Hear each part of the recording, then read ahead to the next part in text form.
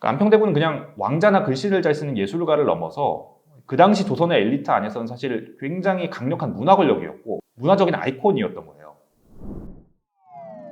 노릇노릇 역사적 가족, 역사 속 가족 이야기. 예, 역사 공부하는 피터 주탄트입니다. 오늘은 예술 작품 한 가지를 두고 이야기를 해보려고 합니다. 안견이라는 화가의 작품으로 알려진 몽유도원도입니다. 몽유도원도라는 작품은 이제 모두들 알다시피 조선의 왕자였던 안평대군이 자기가 꿈을 꾸었는데 그 꿈을 안견이라는 화가를 시켜서 그린 그림으로 알려져 있습니다. 안평대군은 세종하고 소현왕후 사이에서 태어난 왕자였습니다. 소현왕후가 세종의 정실 부인이었는데 세종은 정실 부인이었던 소현왕후와의 사이에서 모두 8명의 아들을 낳았습니다. 가장 첫째가 나중에 문종이 되는 이향이고요. 둘째가 나중에 세조가 되는 수양대군이고요.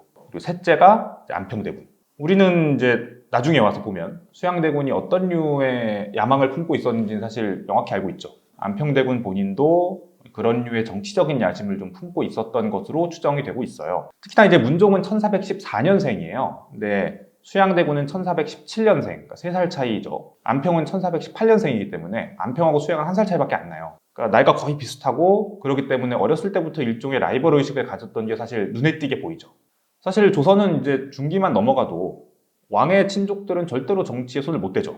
종친 불임이사라고 해서 왕의 4대손까지는 절대로 관직을 맡을 수가 없습니다. 조선 초니까 세종 때만 해도 이때만 해도 사실 그렇지가 않았던 거죠. 덕분에 세종 때에도 이제 그 아들이었던 안평대군도 수양대군도 젊은 시절부터 왕실에서 여러 가지 관직을 맡았습니다.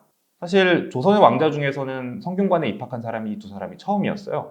덕분에 수양하고 안평은 아주 어린 시절부터 일종의 조선의 양반들이 받는 엘리트 교육을 그대로 이제 수혜를 받으면서 두 사람이 자랐던 겁니다. 이렇게 성장한 안평대군은 사실 조선 왕조 500년 동안 있었던 수많은 왕실 사람들 가운데서 어떤 의미에서는 가장 뛰어난 예술적인 성취를 이룬 사람이 됩니다. 사실 안평대군은 본인 자체가 매우 뛰어난 화가이기도 했어요. 안평대군에 남은 기록 중에서 용제총화라는 글을 보면 굉장히 예술적인 감각이 뛰어나면서도 사람들하고 좀 잘 어울리고 약간은 좀 거친 성격도 보여주는 안평대군의 모습을 볼 수 있습니다. 특히나 여기 지금 해서체와 초서체, 글씨를 썼다는 얘기가 많이 나오는데 안평대군의 서예 실력은 특히나 유명했죠. 흔히 조선의 4대 명필이라고 꼽히기도 하고요. 지금 남아있는 글씨 어느 게 진짜 안평대군 거다라고 말할 수 있는 거는 아까 말한 몽유도원도의 발문으로 쓰여져 있는 글입니다. 본인이 꾼 꿈 이야기를 그림 옆에다 써놓은 글, 그거 하나만이 거의 유일하게 이건 안평대군 친필이다라고 확인할 수 있는 글인데 보면 아주 잘 쓴 걸 확인할 수 있어요.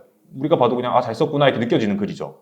근데 이런 게 꼭 현대에 와서만 그렇게 느껴지는 게 아니라 안평대군은 당대에도 또 조선 후기까지도 뛰어난 명필로 칭송을 받았습니다. 안평대군은 또 수양대군하고 함께 세종으로부터 여러 가지 편찬 사업을 많이 담당하라는 명령을 받습니다. 용비어천가, 후민정 회례본, 동국정운, 고려사, 의방유취 이런 것들을 집필하는데 총괄적으로 두 사람이 관여했을 것으로 보고 있죠. 그리고 이 과정에서 안평대군은 집현전에 있는 학사들과 상당한 교분을 쌓게 됩니다. 이런 학자들이 일종의 안평대군 그룹을 형성했다, 일종의 계파를 형성했다라는 주장도 있어요. 그러니까 안평대군은 그냥 왕자나 글씨를 잘 쓰는 예술가를 넘어서 그 당시 조선의 엘리트 안에서는 사실 굉장히 강력한 문화 권력이었고 문화적인 아이콘이었던 거예요. 그러니까 조선의 문벌 엘리트들 입장에서도 혹은 예술가들 입장에서도 좋은 그림을 보고 좋은 시를 쓰기 위해서는 안평대군하고 안 친할 수 없는 거예요. 왜냐하면 조선의 좋은 그림이라고는 다 안평대군이 갖고 있으니까. 그리고 그 뒤의 이야기는 우리가 모두 아는 얘기입니다. 세종의 뒤를 이어서 왕위에 오른 문종은 2년 만에 사망했고요. 그 어린 아들이었던 단종이 왕위에 오르게 됩니다. 수양대군은 단종이 즉위하고 1년 만에 계유정난이라는 정난을 일으켜서 사실상의 집권자의 자리에 오르고 그 2년 뒤에 스스로 왕위에 오르죠. 수양대군은 계유정난을 일으키면서 자기의 편에 선 일부를 제외하고는 소위 안평대군 그룹에 속해 있었던 사람들을 대부분 숙청했습니다. 안평대군은 강화도로 유배를 갖고 곧 사약을 받고 거기서 죽습니다. 안평대군을 죽인 뒤에 세조는 안평대군의 집과 그하고 가까웠던 이현로라는 사람의 집을 통째로 불태우죠.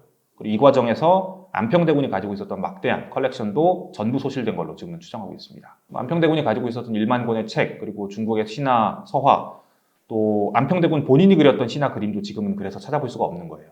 수양대군에게 안평대군은 사실 어떤 의미에서는 끝없는 경쟁자였고 또 한편으로는 어떤 열등감의 대상이기도 했죠.